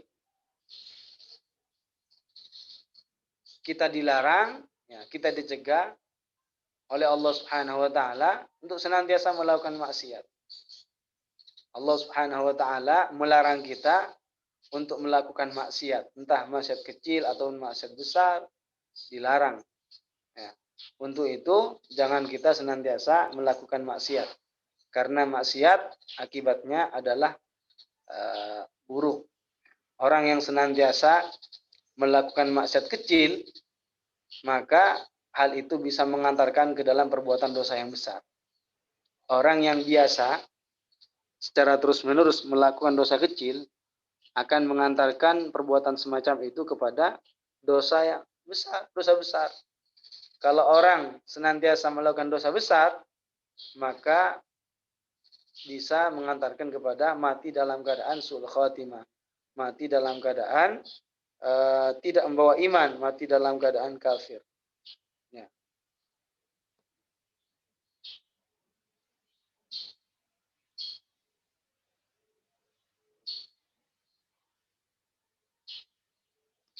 Jadi senantiasa kalau kita melakukan maksiat, melakukan hal yang dilarang oleh Allah Subhanahu wa taala, kita senantiasa apa? Segera untuk bertaubat.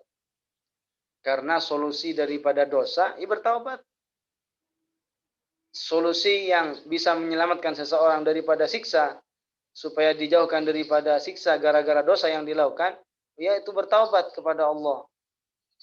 Dan Allah Subhanahu wa taala akan menerima taubat seorang hamba selama orang tersebut tidak membawa kekufuran. Karena yang menjadi penghalang untuk menerima, untuk mendapatkan ampunan dari Allah itu hanya satu, yaitu mati dalam keadaan kufur, mati dalam keadaan syirik, mati dalam keadaan riddah. Tapi kalau seandainya seseorang mati dan banyak membawa dosa, tidak sempat bertaubat, itu ada dua kemungkinan. Bisa saja Allah menghendakinya orang tersebut diampuni dosa-dosanya, maka selamat dari siksa neraka. Dan bisa saja kemungkinan yang kedua, tidak diampuni dosanya, sehingga masuk neraka, tapi nantinya akan dikeluarkan dari neraka dan dimasukkan ke dalam surga. Karena untuk menghindari hal tersebut, sebelum meninggal bertaubat, sebelum mati, sebelum datang kepada kita malaikat maut, kita apa? Membersihkan jiwa kita, ya, membersihkan hati-hati kita daripada polusi-polusi keburukan, kemaksiatan, dosa, kita bersihkan. Bagaimana cara membersihkan? Bertaubat. Bertaubat, menyesal, menghadirkan rasa penyesalan karena dirinya telah benar-benar durhaka kepada Allah Subhanahu wa taala, karena benar-benar menyesalnya telah melalaikan perintah Allah. Ya. Bertaubat. Kata Rasulullah, an-nadamu taubah. An-nadamu taubah. An-nadamu taubah. Menyesal itu adalah bagian daripada taubat. Bahkan menyesal itu merupakan ar-ruknul a'zam. Merupakan rukun yang paling besar dalam taubat. Menyesal itu. Tapi menyesalnya di sini yang bisa menghapus dosa, menyesal li'annahu asallah. Menyesal karena durhaka kepada Allah. Bukan menyesal karena urusan duniawi. Ada orang misalnya suka judi, ya, yang dilarang oleh Allah Subhanahu wa taala.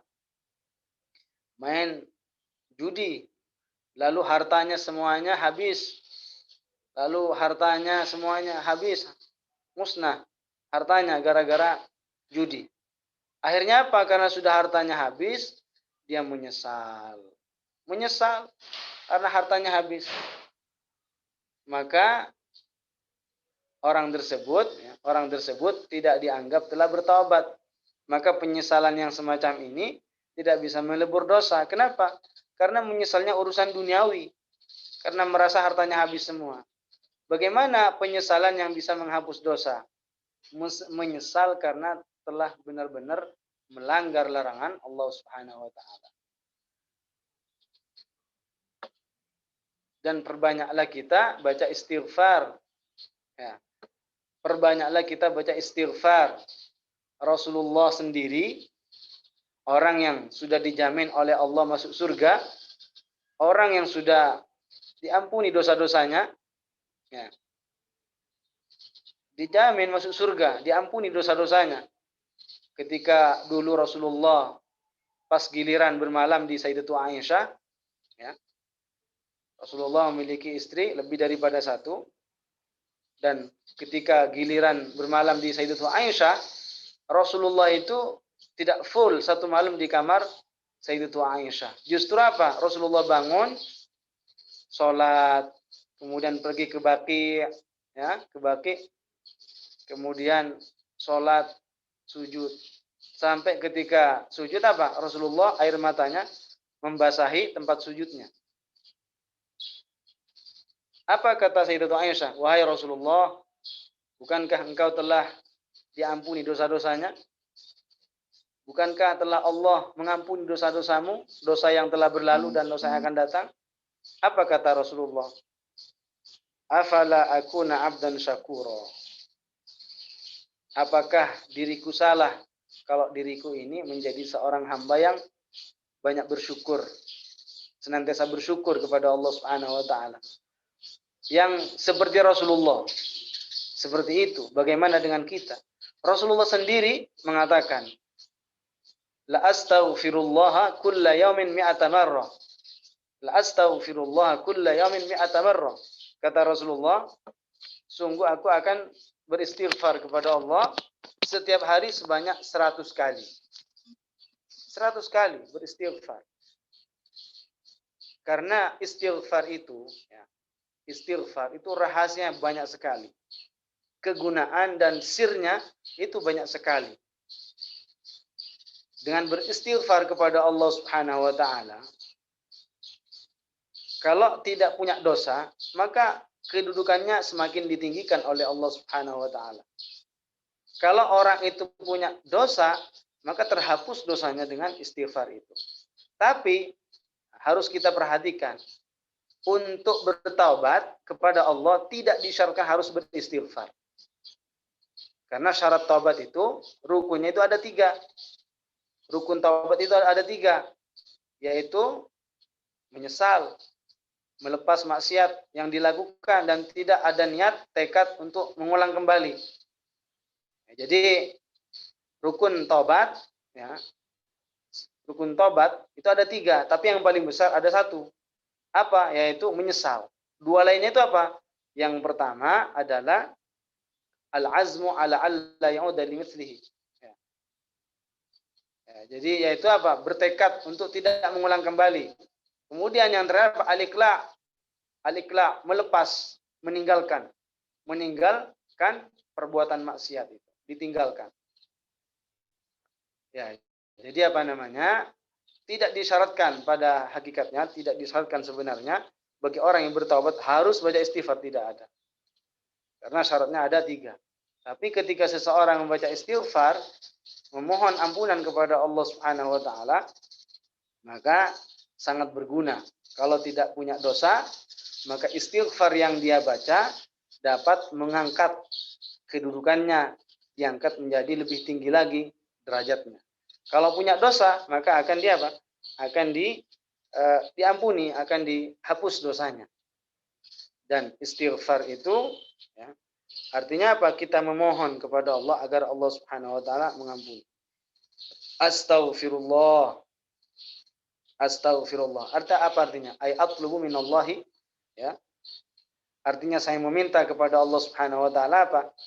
Agar Allah mengampuni dosa-dosaku. Tapi orang itu akan diampuni oleh Allah Subhanahu wa taala selama tidak ada dosa yang paling besar, yaitu dosa kekufuran dan kesyirikan. Kalau seandainya ada orang terjatuh ke dalam riddah, terjatuh ke dalam syirik, kekufuran, membaca istighfar, itu malah bertambah dosanya. Semakin bertubi-tubi keburukannya. Kenapa? Karena sudah jelas Allah Subhanahu wa taala dalam Al-Qur'an menyatakan Allah tidak akan mengampuni dosa kekufuran dan kesyirikan. Sedangkan orang yang meminta ampunan kepada Allah sedangkan dia dalam keadaan kufur, itu kan sama saja mendustakan Al-Qur'an. Ada orang beristighfar, minta ampunan kepada Allah. Sedangkan orang tersebut dalam kesyirikan. Ini kan menentang ayat. Allah sudah menyatakan Allah tidak akan mengampuni dosa kekufuran dan kesyirikan. Maka bagaimana caranya? Masuk Islam. Kembali ke dalam Islam. Dengan mengucapkan 2 kalimat syahadat. Asyhadu an la ilaha illallah wa asyhadu anna Muhammadar Rasulullah. Jadi kalau seandainya ada orang terjatuh ke dalam riddah, melakukan kekufuran, lalu kita tegur, dia bilang apa? Astaghfirullah. Nah, Astaghfirullah. Itu semakin apa? Semakin menambah dosa. Kenapa? Karena astaghfirullah ini untuk minta ampunan kepada Allah. Sedangkan orang tersebut dalam keadaan kekufuran, tidak diampuni.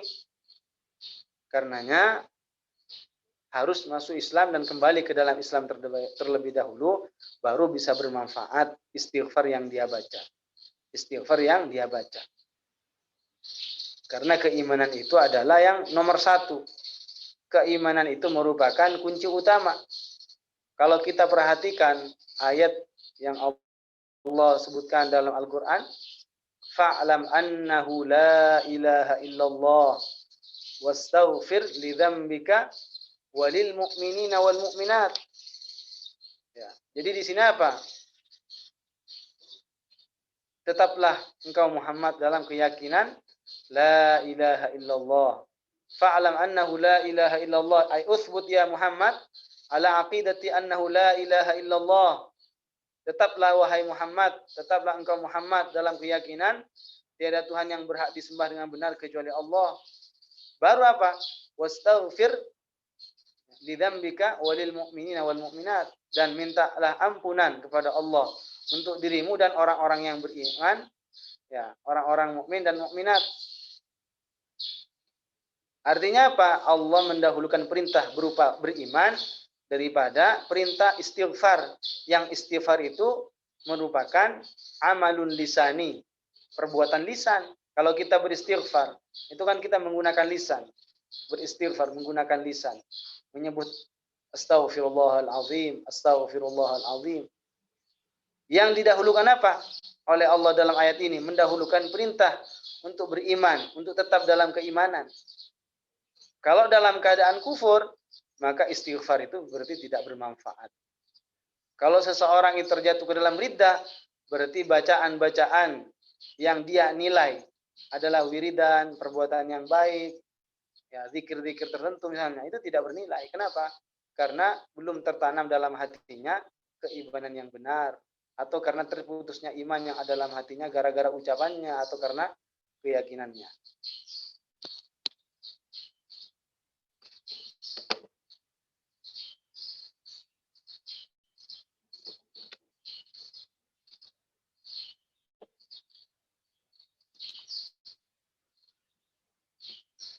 Jadi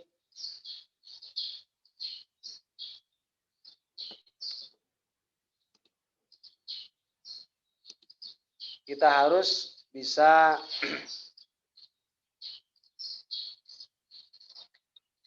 berusaha untuk apa? Untuk menjauhi perbuatan maksiat.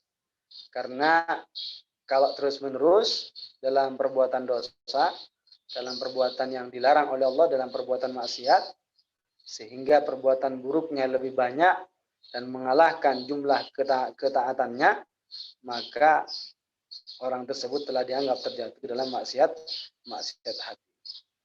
Baik, yang selanjutnya, termasuk maksiat hati yang selanjutnya adalah wasu'u dhanni billah, berprasangka buruk kepada Allah Subhanahu wa taala, berprasangka buruk kepada Allah. Dan ini persis ya sama dengan masalah al-qunutu min rahmatillah, berputus asa daripada rahmat Allah. Ini sudah disebutkan. Apa itu al-qunutu min rahmatillah? Apa itu putus asa daripada rahmat Allah? Yaitu ketika seseorang berprasangka buruk kepada Allah, sehingga apa? Dia meyakini bahwa Allah Subhanahu wa taala tidak akan mengampuninya, dan Allah Subhanahu wa taala akan menyiksanya likathrati dzunubihi.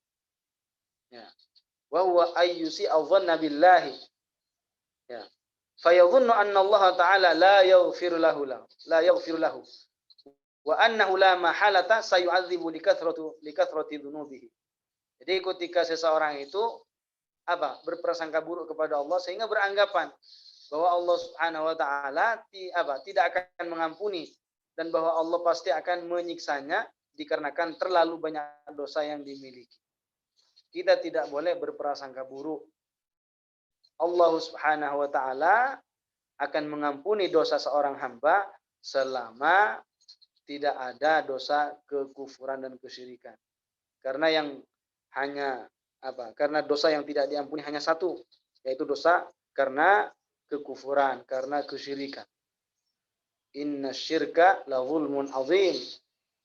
Ya, inna syirka la zulmun azim. Wal kafiruna hum zalimun. Inna kafaru wa saddu an sabilillahi thumma matu wa hum kuffarun falan yaghfirallahu lahum.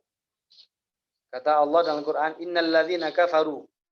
Sesungguhnya orang-orang yang kafir, wa saddu an sabilillah, lalu mencegah dan menghalang-halangi orang lain untuk masuk ke dalam Islam. Tsumma matu wa hum kuffarun, kemudian mereka apa? Kemudian mereka mati dalam keadaan kafir. Falay yaghfirullahu lahum. Maka mereka tidak akan diampuni. Falan, tidak akan. Falay yaghfirullahu lahum. Maka Allah tidak akan mengampuni mereka. Tapi di ayat ini kata-kata wasaddu an sabilillah, lalu mencegah orang lain untuk masuk ke dalam Islam, ini bukan syarat. Artinya orang itu kalau mati dalam keadaan kafir, ya sudah, tidak akan diampuni. Hanya saja lebih parah lagi dosanya orang yang dirinya sendiri kafir lalu mencegah orang lain, menghalang-halangi orang lain untuk masuk ke dalam Islam. Ini lebih parah dosanya ketimbang orang yang hanya sekedar kafir tapi tidak menghalang-halangi orang lain untuk masuk ke dalam Islam. Ini bukan syarat. Bukan syarat untuk tidak diampuni dosanya.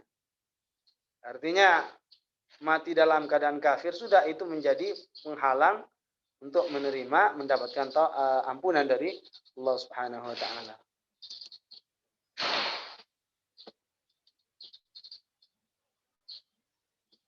Ya, jadi kita harus jangan berprasangka buruk. Sebanyak apapun dosa yang kita miliki, bertaubatlah kepada Allah Subhanahu wa taala, Allah akan mengampuni. Allah akan mengampuni jika Allah menghendakinya. Jika Allah menghendakinya. Baik, saya kira untuk sesi kedua ini kita sudahi, kita cukupkan sampai di sini, dan insya Allah nanti kita akan lanjut terkait maksiat hati yang selanjutnya, yaitu apa? Berprasangka buruk kepada hamba Allah, kepada sesama manusia. Dan insya Allah nanti kita akan bahas di pertemuan berikutnya.